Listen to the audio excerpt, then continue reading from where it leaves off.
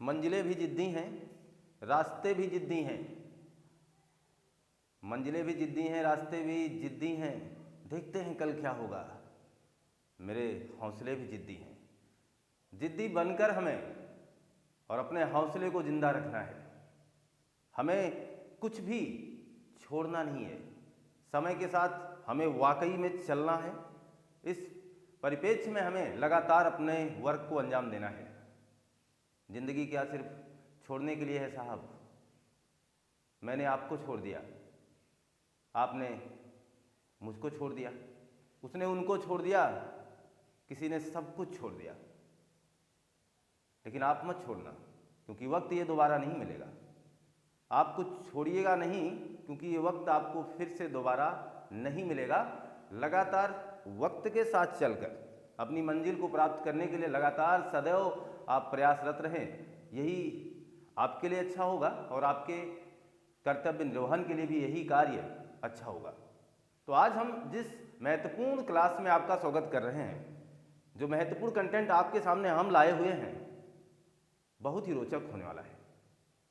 ऐसे प्रश्नों के साथ मुखातिब होंगे आप, जिसके लिए आप तैयार हैं और बहुत ही मेहनत भी कर रहे हैं।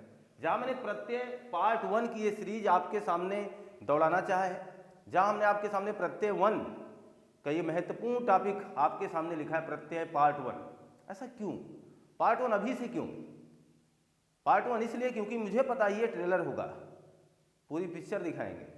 ये तो अभी फिलहाल ट्रेलर है आपके प्रत्यय पार्ट 1 का।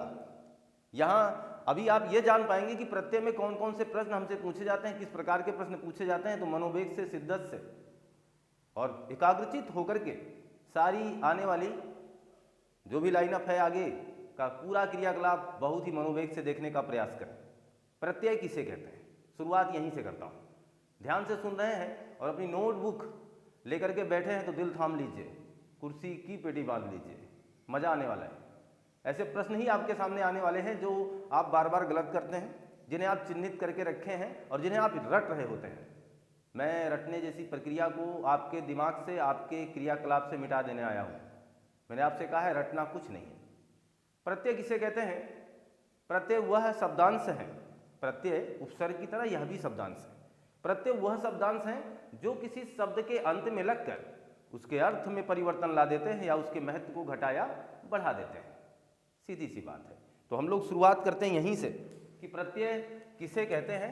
तो हमने कहा कि प्रत्यय वह शब्दांश है, वह शब्दांश है जो किसी शब्द के अंत में लगकर, जो किसी शब्द के अंत में लगकर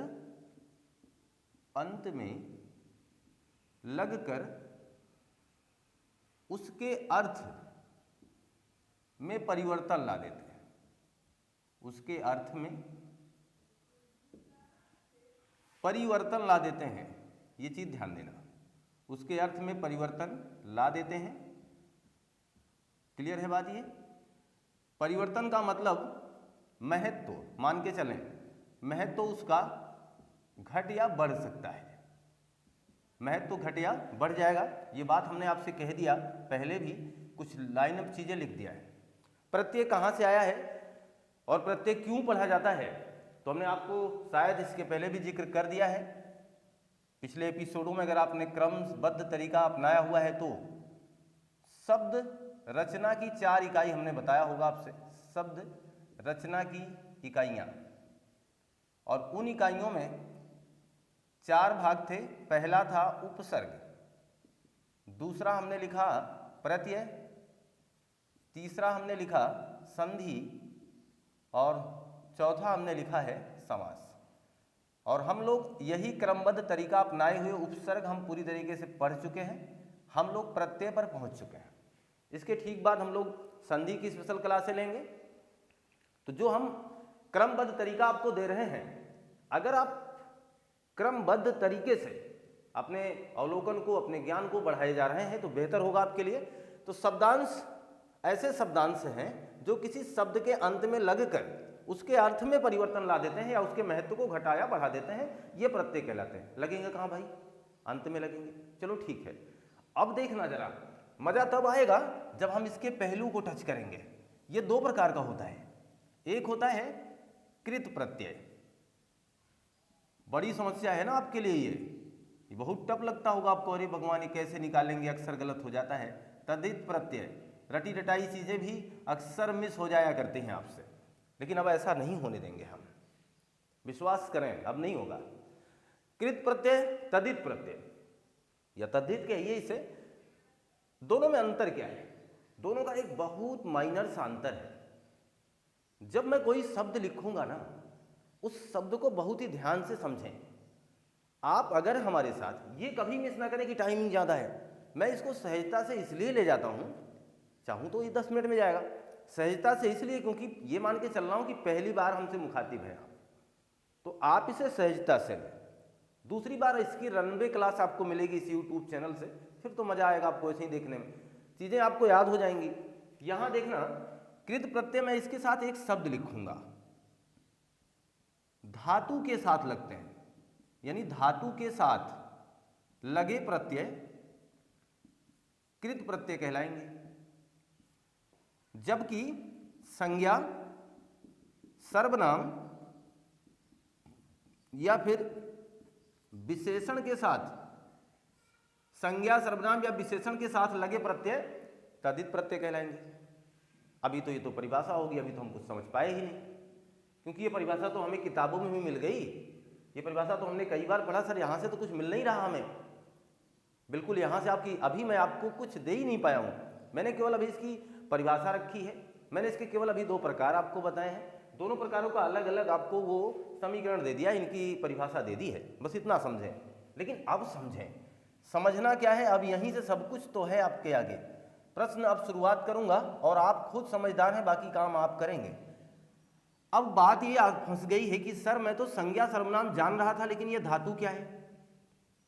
मेरे साथियों, अगर आपने काम किया है मेरे साथ क्रमबद्ध तरीके से, तो आप ये बिल्कुल नहीं कह सकते कि सर धातु क्या है, क्योंकि मैं लगातार आपसे, देखो मैं कह भी रहा था कि अगर मेरी हिंदी की आप 0 से लेकर के यानी 1 से लेकर के लगातार 2, 3, 4 करके ऐसे लगातार वीडियो क्रमबद्ध पूरे प्लेलिस्ट की देखते आ रहे हैं, ऐसा कोई शब्द नहीं आगे आएगा जो पीछे मिला नहीं होगा, क्योंकि मैं आपको पूरा क्रमबद्ध तरीका दे रहा हूं, पूरा क्रमबद्ध।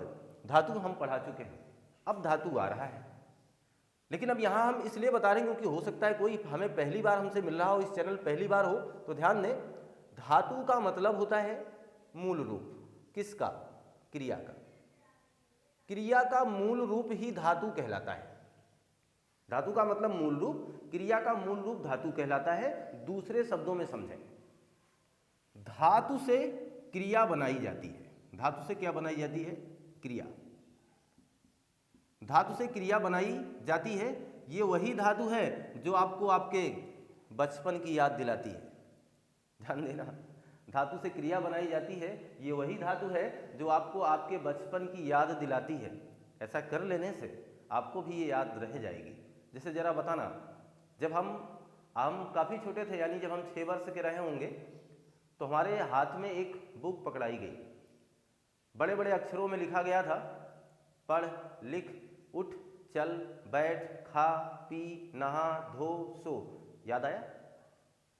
ऐसा लिखा गया था कि पढ़ लिख उठ बैठ खा पी नहा धो सो। पुनः अपने बचपन को याद कर लीजिए इसी बहाने से, पता नहीं कब क्या दौर मिले अफसाने से, कुछ पता होता ही नहीं, तो आप इस बहाने से थोड़ा सा याद करें, पढ़ लिख उठ बैठ खा पी सो नहा धो। था कि नहीं था? था। वही धातु जिन्हें बचपन में सहजता से पढ़ने में बड़ा मजा आया, जो हमें पढ़ने का तरीका सिखा गया, जिन्हें रटने में बड़ा मजा आया। लेकिन हाँ, ये इतने र्यूड भी लगते हैं कि अगर किसी व्यक्ति से कठोरता से इसका उच्चारण कर दो, फिर मांग चलना कि लठ मार बोली हो जाएगी, पढ़ लिख उठ, तो आदमी आपसे नाराज हो जाएगा। इन्हें भी बोलना है तो प्यार से, इन्हें भी पुकारना है तो सहजता से। तो पढ़ लिख उठ बैठ, ये सब क्या है? धातु है।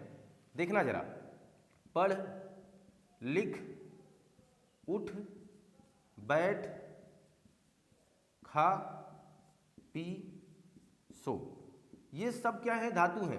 चेक कर लीजिए, धातु का उत्तर चेक करने के लिए या धातु को जानने के लिए कि सचमुच आप धातु है कि नहीं है। ये जानने के लिए वो जैसे बनते हैं उनके क्रियाकलाप को जानना होगा। हम अगर इसी धातु में ना लगा दें तो क्रिया बन जाएगी।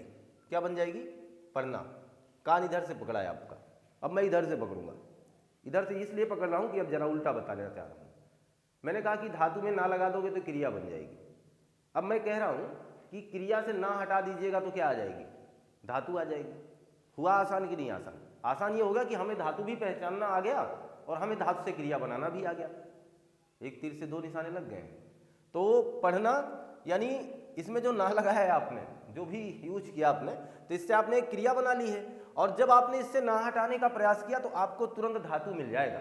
मिला कि नहीं मिला?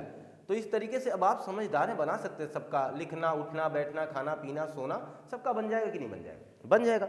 अच्छा, सबका बन गया और सबसे हम धातु भी निकालना जान गए। अब बात ये आई कि एग्जामिनर ने कहा, देखो कितना सहज प्रश्न, बहुत ही सहजता से शुरुआत है, एकदम बेसिक पॉइंट पकड़ा रहा हूं। पढ़ना में कौन सा प्रत्यय लगा है? तो अभी तो आपको बताया हमने, पढ़ना में कौन सा प्रत्यय लगा है? ना। तो प्रत्यय ऐसे ही निकाले जाएंगे। आसान हो गया कि नहीं आसान हो गया? प्रत्यय निकाले जाएंगे, धातु बचाए जाएंगे। देखो एक नियम आप सीख रहे हो कि अगर आपने किसी से कह दिया किसी शब्द का प्रत्यय निकालना है तो ध्यान देना, अगर वो प्रत्यय धातु वाला है यानी वो क्रिया वाला है तो उसमें से जो भी प्रत्यय निकालो उसके बाद में केवल धातु बचे, इतनी बात को याद रखो। उसके बाद में क्या बचे? धातु। क्लियर? इस तरीके का काम किया जाएगा।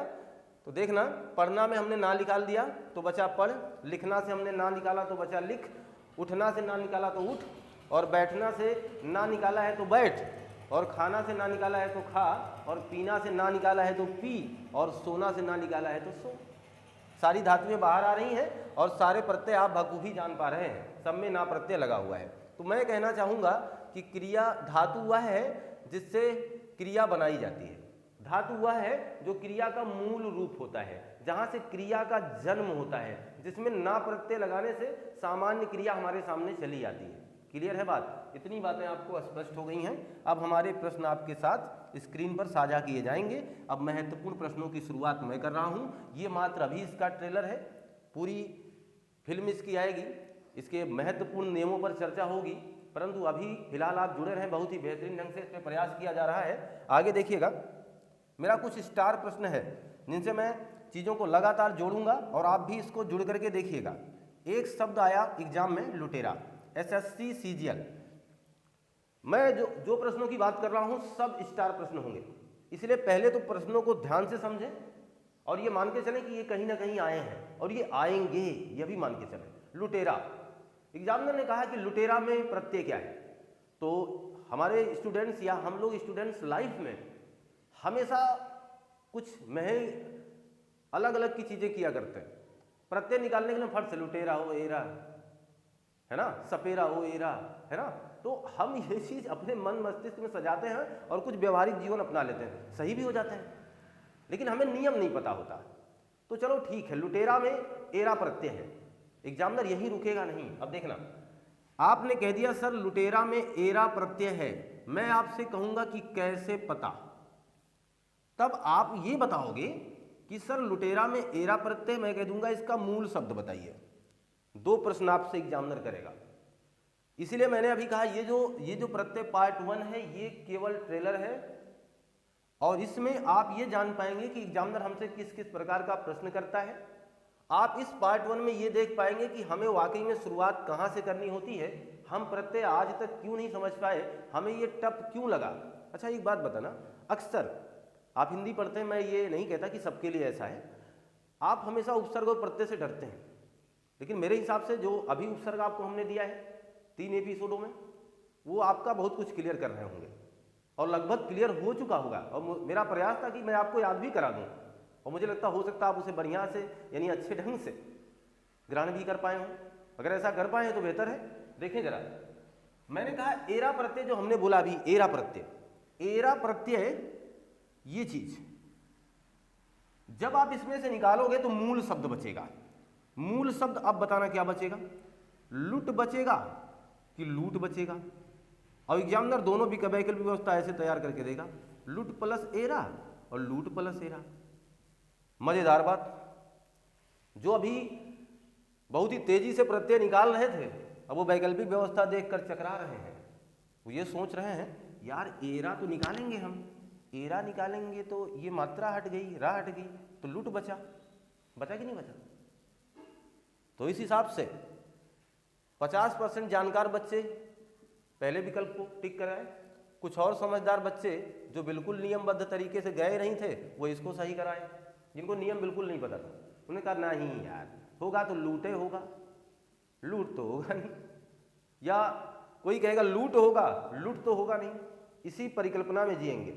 लेकिन ऐसा नहीं करना है आपको, क्योंकि अब मैं आपसे कह रहा हूं कि अब ऐसा नहीं करना है। अब वो परिकल्पना हटाइए, नियम जानिए। देखिए एरा प्रत्यय ये अगर किसी नियम में आगे मैं बताऊंगा, अभी तो शुरुआत है, अभी तो इसका कोई नियम नहीं चल रहा है, बस इतना समझें। एरा प्रत्यय अगर कहीं लगा है तो ध्यान देना, अपने पहले अक्षर की मात्रा को ये क्या कर देता है, लघु कर देता है। ये नियम आएंगे आपको आगे मिलेंगे, और चाहे तो आप इसे नोट भी कर सकते हैं। एरा प्रत्यय अपने यहां संबंधित मैं लिख दे रहा हूं, प्रथम अक्षर की मात्रा को क्या करेगा, लघु कर देगा। लघु का मतलब छोटा कर देगा। जो पहला अक्षर होगा उसकी मात्रा को ये छोटा कर देगा। ठीक है, यहां तो कोई दिक्कत आपको, ये प्रथम अक्षर की मात्रा को छोटा कर देगा। इसका मतलब ये था कि लूट रहा होगा, एरा रहा होगा, एरा इसमें जुड़ा होगा तो इसने इस लूट को क्या कर दिया होगा, छोटा कर दिया होगा। तो ये बाद में क्या बन गया होगा, लुटेरा बन गया होगा। अच्छा यहां से नहीं समझ पाए आप तो लीजिए एक और एग्जाम्पल लीजिए। एक मैं लिख रहा हूं सपेरा। अच्छा सपेरा हमारे समय में ऐसा लिखा गया है ना, लेकिन अब हमारी हिंदी थोड़ा सा एक्टिव हो गई। एक्टिव कहने का मतलब वो भी मॉडर्न हो गई है, अब सपेरा ऐसा मानेगी। तो दोनों बातें समझना, पहला त्रुटियां कहीं नहीं है, लेकिन सपेरा जो अब लिखा जाने लगा है वो कुछ इस तरीके से है। हिंदी में चंद्र बिंदु अब पूरी तरीके से गायब होने वाली है, या ये कह दें कि गायब हो गई है, बहुत ही कम उसका प्रयोग मात्र बचा है। हमारे आज के हिंदी साहित्य के लोगों ने इस चंद्र बिंदु को हटा करके सपेरा इस तरीके से लिखने का प्रयास कर डाला है, और किया भी है, सक्सेस भी है। आगे देखें, सपेरा में जब हम लोग पढ़े तो इसमें भी एरा आया, आया कि नहीं आया, इसमें भी एरा आया। तो बताना इसमें देखना ये कैसे रहा होगा, इसका मूल शब्द क्या रहा होगा, सांप, और सांप में क्या जोड़ा आपने, एरा। लेकिन जब आप सांप में एरा जोड़ते हैं, नियम आपसे कहता है कि ये प्रथम अक्षर की मात्रा को लघु कर देगा। क्या कर देगा, लघु कर देगा। इसका मतलब ये हो जाएगा सपेरा। क्लियर, क्योंकि ये बड़ा था, इसको इसने छोटा में कन्वर्ट कर दिया तो सपेरा बन गया। क्लियर। ठीक इसी तरीके का एक और प्रत्यय आपको बहुत ही आकर्षक लगेगा, वो है घुमाव। घुमाव में प्रत्यय है आपका आओ, ये रहता है घूम प्लस आओ, घूम प्लस आओ। जैसा काम एरा ने किया है ना प्रथम अक्षर की मात्रा को, उसी ठीक यही काम दोहराएगा कौन, आपका ये आओ प्रत्यय भी। देखो यही अंजाम दे रहा है, यह भी क्या कर रहा है, उसको जो बड़ी मात्रा है उसे छोटा कर दे रहा है। यानी आओ प्रत्यय भी इस बड़े मात्रा को छोटा कन्वर्ट कर दिया, छोटे में बदल दिया, अतः ये बन गया क्या, घुमाओ। क्लियर है बात, यहाँ तक मेरे हिसाब से आप सब कुछ समझ पा रहे हैं। अच्छा एक प्रत्यय मैं और लिखूं जिससे आप बहुत कुछ क्लियर कर पाए। नमकीन लिख रहा हूँ, नमकीन में कौन सा प्रत्यय लगा है, तो ध्यान देना एक मूल शब्द आपके पास होना चाहिए। प्रत्यय जब भी आप पकड़ो, इतनी पूरी कहानी ये जो चल रही है इसका इसलिए बताया जा रहा है जिससे आप पूरी बात जान सकें। वाकई में मैं प्रत्यय को बस इतना मानता हूँ, प्रत्यय में एक मूल शब्द होना चाहिए और प्लस जो भी बचे वही प्रत्यय। तो ये चीज़ हमेशा ध्यान रहे कि मूल शब्द आपको मिलना ही चाहिए, मूल शब्द बगैर कुछ नहीं। देखो अब तक जितना प्रत्यय हम लोगों ने निकाला है, मूल शब्द इसमें लूट था, मूल शब्द इसमें सांप था, मूल शब्द इसमें क्या होगा, घूम होगा, होगा कि नहीं होगा।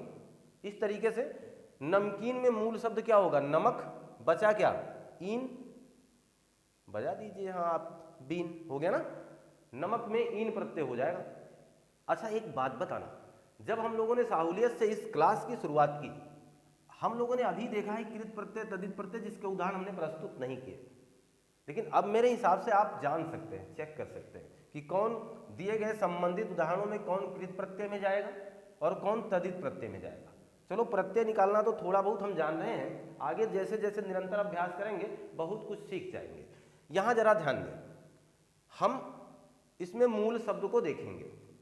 हमें जब ये कृत या तद्धित में ले जाना है, भाग में विभाजित करना है, तो हम पहले इसके मूल शब्द को जानेंगे। अच्छा, जब लुटेरा लिखा हुआ गया था तो हमने इसे तोड़ा, एक लूट मिला और एक एरा मिला, है ना। यही तो क्लियर है, ये तो करना जान गए ना आप। अब लूट को हम चेक कर रहे हैं कि आप धातु हो कि संज्ञा हो या सर्वनाम हो या विशेषण हो। अब ये चीज चेक करनी है, तो लूट को चेक करेंगे, इसमें ना लगा के चेक कर लेंगे। यही तो बताया था चेक करना। कोई धातु है वो अपने आप स्पष्ट हो जाएगी, उसमें ना लगा के देख लो कि क्रिया बन रही कि नहीं। अगर नहीं बन रही तो धातु नहीं है। ये चेक करने का फार्मूला है। यानी धातु वह होगा जिसमें ना लगाने पर क्रिया बन जाएगी। यही तो बात हमने बताया आपसे, क्रिया बन जाएगी वही धातु होगा। चेक कर लो, लूट में क्या करो आप, ना लगाओ तो बन जाएगा लूटना। इसका मतलब लूट क्रिया है, लूट धातु है, इसका मतलब है ना। तो इसका मतलब यह हुआ जब लूट इसमें धातु है तो ये लुटेरा में कौन सा प्रत्यय माना जाएगा, कृत प्रत्यय का उदाहरण माना जाएगा। लुटेरा किस में जाएगा, कृत प्रत्यय में जाएगा। अच्छा, आप जरा देखना, अब सपेरा में सांप मूल शब्द है, सांप में चेक किया हमने, सांप में ना लगाओगे सांपना बनेगा। आप बताना क्या सांपना कोई क्रिया है? नहीं ना।